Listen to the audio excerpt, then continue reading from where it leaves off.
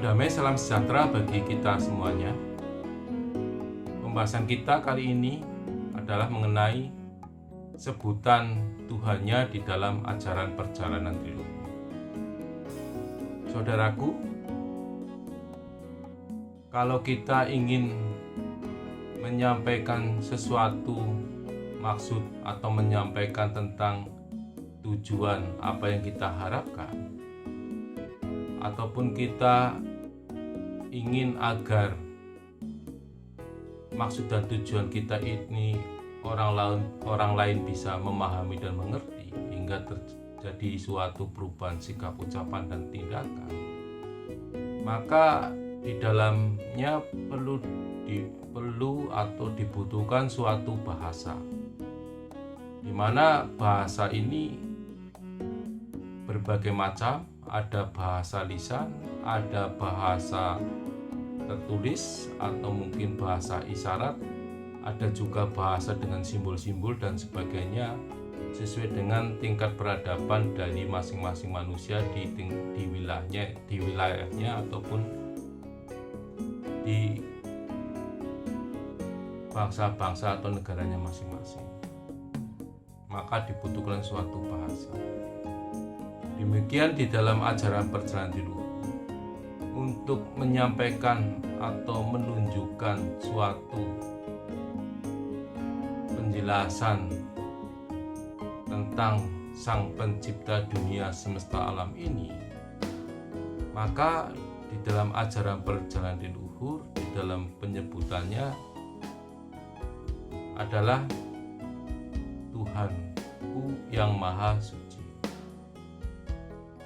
Dimana di dalam kalimat Tuhanku yang Maha Suci di sini adalah menggunakan bahasa Indonesia. Sekali lagi di depan tadi sampaikan bahasa itu adalah untuk menunjukkan atau menyatakan tentang suatu maksud atau tujuan kita. Maka penyebutan Tuhanku yang Maha Suci di dalam ajaran perjalanan leluhur adalah salah satu sebutan sebagai pengakuan dan pernyataan kepada Sang Pencipta dunia semesta alam, di mana di dalam ajaran perjalanan leluhur kata Tuhan itu merupakan suatu kata yang terdiri dari dua suku kata, yaitu tu dan han. Tu artinya satu dan han artinya bahan.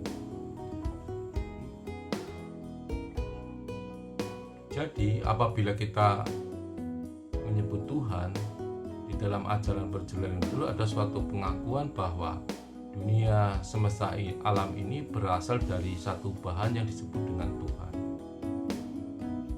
Namun demikian di dalam ajaran perjalanan leluhur, kalau kita hanya menyebut Tuhan saja juga belum pas, belum sempurna, maka perlu diadakan suatu pengakuan untuk menunjukkan tentang Tuhannya, itu Tuhan yang mana. Sebagaimana contoh, misalkan dalam suatu ruangan kelas ada anak-anak yang bernama A, B, C, D, E, F, G, di mana anak-anak tersebut apabila bersama-sama menyebut nama seorang ibu, misalkan Ibu Tini, maka di sini kurang jelas dan kurang tegas tentang pengakuannya, ataupun kurang jelas dan kurang tegas bahwa siapakah asalnya dan siapakah sumbernya. Misalkan kalau semuanya serempak Ibu Tini, misalkan seperti itu, maka belum jelas dan tegas tentang pengakuannya.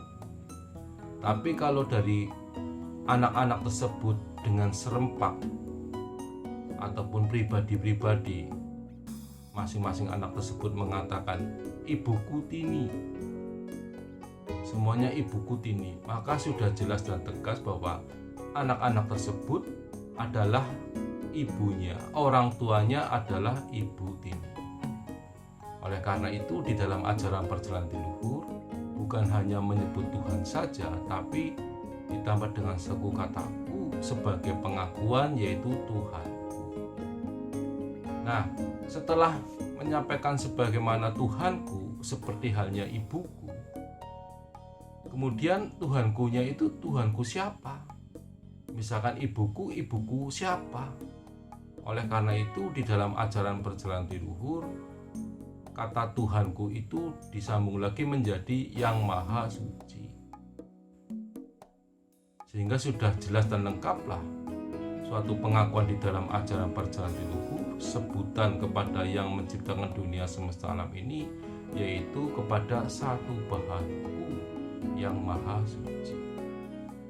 Inilah sebutan dari ajaran perjalanan leluhur, dan di dalam ajarannya sebutan Tuhanku yang Maha Suci itu pun dilengkapi dengan kekuasaannya yang maha kuasa.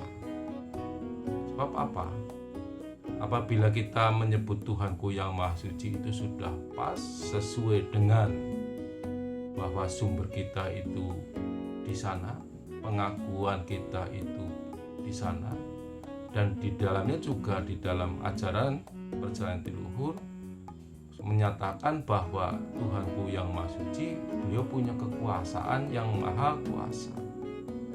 Oleh karena itu, seringkali di dalam ajaran perjalanan leluhur menyampaikan Tuhanku yang maha kuasa dan yang maha suci, atau Tuhanku yang maha suci dengan kekuasaannya yang maha kuasa, yang menguasai dunia semesta alam ini. Demikianlah saudaraku, sebutan Tuhannya di dalam ajaran perjalanan leluhur, di mana ajaran ini berasal dari Indonesia dengan menggunakan sebagian besar bahasa Indonesia, dan bahasa ini adalah sarana bagi bangsa Indonesia untuk menyampaikan maksud dan tujuan daripada apa yang dikehendakinya. Demikianlah saudaraku, apabila ada kekurangannya kami mohon maaf, nanti bisa kita perbaiki dalam video-video selanjutnya. Sekian dan terima kasih.